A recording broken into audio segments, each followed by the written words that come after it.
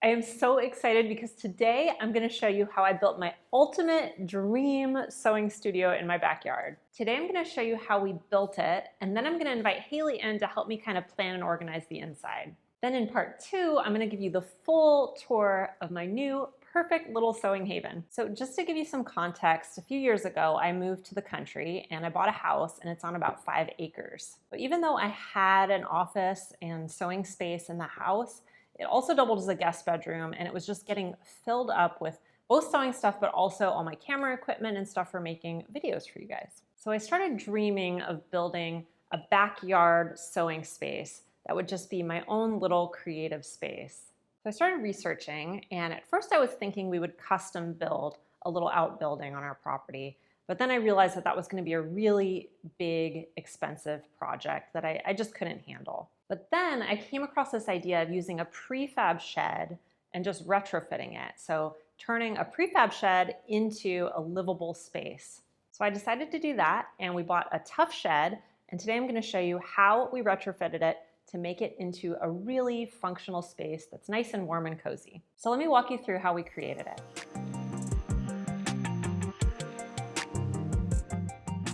So first I selected a site on our property, and Ken, my husband, cleared the brush using his tractor. So because the ground here is really sloped, instead of doing a concrete slab for a foundation, we decided to do a post and beam foundation, which is kind of like what you'd see on a deck. So we have concrete footings, and then posts are set into those footings. Doing it this way also means less contact with the ground and moisture. We just had to put lattice around the edge at the end, keep out animals, keep everything looking nice and dry. Next, it was time to install the shed. So the people from Tough Shed came out, and because it's all prefab, the entire thing was put up in a day. Next, we did all the electrical, so we had to do some trenching and wiring to run both power and internet from the house to the shed.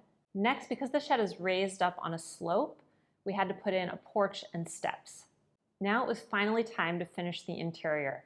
So at this point, we did insulation, drywall, paint, and flooring. And for the flooring, I chose a really simple laminate flooring. Next, it was time to install lighting, and I put in these big, beautiful, glowy rice paper pendants from the Danish company Hay. I just love how they look with the exposed beams.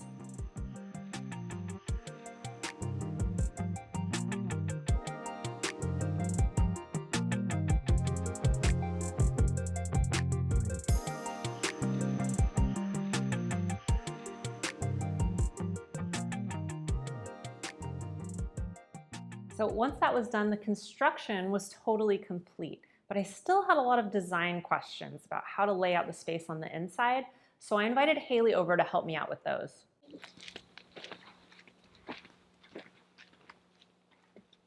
All right, Haley's with me today. We're in front of the new sewing shed that I just moved into, and Haley's gonna help me figure out how to organize it. So you ready to get started? Let's do it. All right, let's go. Okay, this is awesome. And you know I love a blank canvas. Can you tell me like the purpose of the space? What are you gonna be using it for? Well, it's kind of like my little private sewing oasis. Okay. So it's a small shed, but I want to fit quite a bit in here. I want all my sewing stuff in here. It's a place I want to come and just be away from it all, here amongst the trees outside, be able to sew, have quiet time, maybe draw, paint, things like that. Okay. Have all my sewing reference books, my fashion reference books here that I can look through, listen to music, just relax really. I want it to feel very cozy and very relaxing. So sewing, creating, music, relaxing. Yes. Kind of our key points here. Yes. All right. I think that's doable. You have like plenty of space to make all of this happen. I think so too. I think my big challenge right now is just keeping things organized and neat and tidy. I like things to be fairly neat and clean in my sewing space. I don't like a lot of clutter everywhere, but at the same time, I don't want it to look like it came out of an IKEA catalog. All right, so that's definitely a pain point as we want to address storage.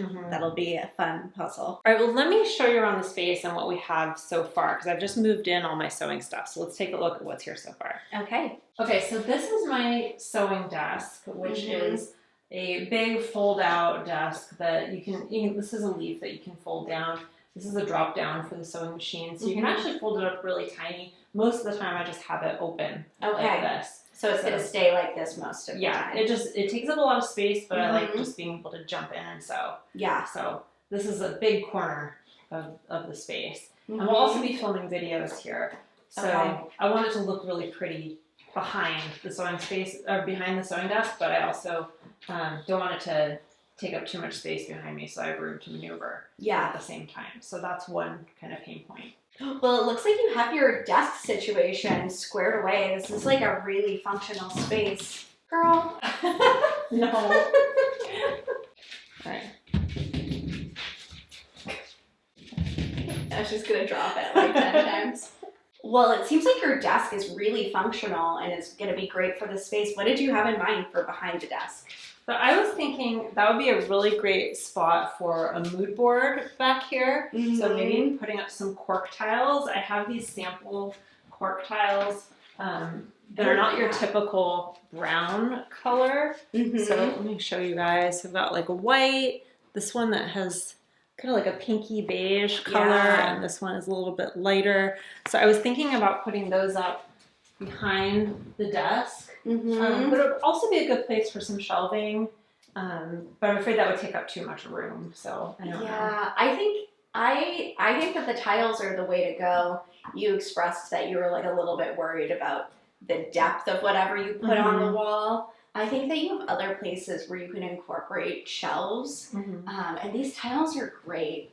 I mean, no surprise here, but like the pink one. Yeah. I like that one too. That's a winner for me. I love it. Okay, so tell me what you want to do with this corner of the room. All right, so over here we have, these are the lights that I use for filming videos. And as you can see, they take up a lot of room. Yeah. Like both visually and physically, they take up a lot of room. But I don't like to collapse them every time I'm done with them because it just ends up being a big hassle, and I like as little friction as possible in order to film a video.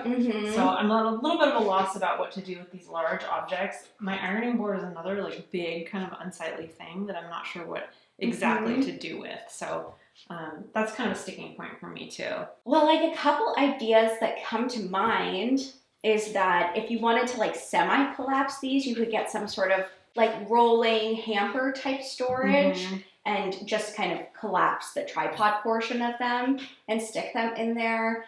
And then they're on wheels, you can kind of shove them out of the way. The other thing you could do is you could build more of a Taylor style pressing board and then see how far you could lower them down and just stick them underneath. That's an idea. Yeah. Yeah, I like the idea of collapsing just the tripod part, just to make them a little bit smaller, because that's very easy to undo.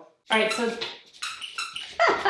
oh, Lucy. Okay, so this is my cutting table, and it's a cabinet that actually folds out. This top folds out and becomes a flat surface, and then I put this cutting mat on top of it, and it's a nice big cutting table. Oh, cool. So it's really, really functional. I like the pinky hue, and it encourages me even more about the pink cork tiles, because I think that would be a little nice echo. Yeah. Okay, and this is the final corner, which is really just a blank wall right now. So this is where I was thinking about putting some freestanding shelving, and then maybe there are these really cool milk crate looking boxes that from a Danish company called Hay. They're the same folks who made the lighting in here, the pendant lights I use, and they're really inexpensive and they come in really pretty colors. So I was thinking about using those on some open shelving to hide some of the more unsightly things. So that's kind of my idea so far. I love that. Are you going to just do the shelving on this wall, or are you going to wrap it around here? Oh, I hadn't thought about that. I don't know if it would, I don't know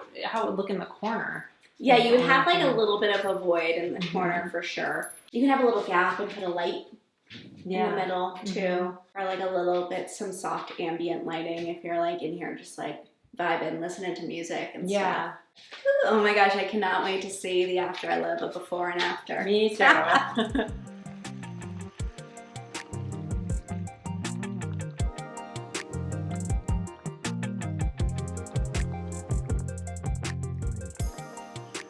Haley gave me so many great ideas for addressing all these design problems I had. So my next step is to really visualize it. So I created a mood board on Pinterest and started collecting ideas for furniture and storage and decor. The look I really wanted to go for in the space was something that was light and bright and sort of Scandinavian and cozy. So very light and warm at the same time. So that's my design plan for the shed. And in the next video, I'm gonna give you a complete tour of my sewing space, show you how I solved all these design conundrums, and show you exactly how I created my perfect sewing space. In the meantime, let me know what's your biggest challenge in your sewing space. And if you love seeing how other people sew, you might want to check out the Seamwork community. When you join, you get access to our entire catalog of over 200 modern sewing patterns, from quick and easy tops to wear anywhere dresses to tailored blazers and pants. We help you to design and craft your own wardrobe. Membership also gets you access to Design Your Wardrobe, our popular course that walks you through a process for laying out a seasonal wardrobe that you can sew. Plus, membership includes our library of dozens of sew-along classes, and best of all, access to our private sewing community, including tens of thousands of members, where you can post projects, ask questions, and even find sewing friends near you. I hang out there all the time along with Haley and the rest of the team here at Seamwork, and I'd love for you to join me. YouTube subscribers get half off a Seamwork membership, making it an incredibly good deal. To sign up, just click the button on screen or the link in the description below to claim your offer. I hope you loved this video, and I'm looking forward to seeing you in the next one.